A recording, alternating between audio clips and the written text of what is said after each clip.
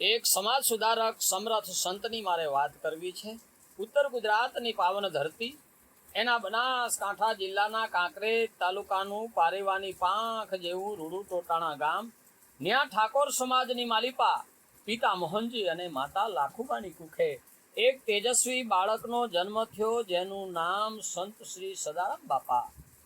જે બાળપણથી જ ભક્તિના રંગે રંગાઈ જીવનભર ગામડે ગામડે ફરી ભજન સત્સંગ અને તેમની દિવ્ય વાણી દ્વારા ખોટી રૂઢિઓ, અંધશ્રદ્ધા, કુરિવાજો અને વ્યસનોમાં સબળતા સમાજને રામ નામના ગેબી મંત્ર દ્વારા સામાજિક સુધારણાની જબરી ક્રાંતિ સર્જીને કઈક લોકોના જીવન સુધારી દીધા છે.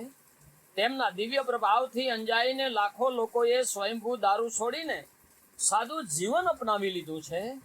આ સંત શ્રી સદારામ બાપાને શ્રદ્ધાળુ ભક્તો પીર કે ભગવાન તરીકે માને છે. ભટકેલા માનવીઓને સાચો રાહ ચીંધતા ચીંધતા 111 વર્ષ જેટલું લાંબુ આયુષ્ય ભોગવી આ પરોપકારી અવતારી ઓલિયાનો આત્મા તારીખ 15/5/2019 ને મંગળવારના રોજ પરમધામનો મહેમાન બન્યો.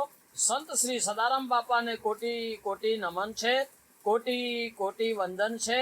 સંત શ્રી સદારામ બાપાનો આશ્રમ ટોટાણા મુકામે હાલે શોભી રહ્યો છે.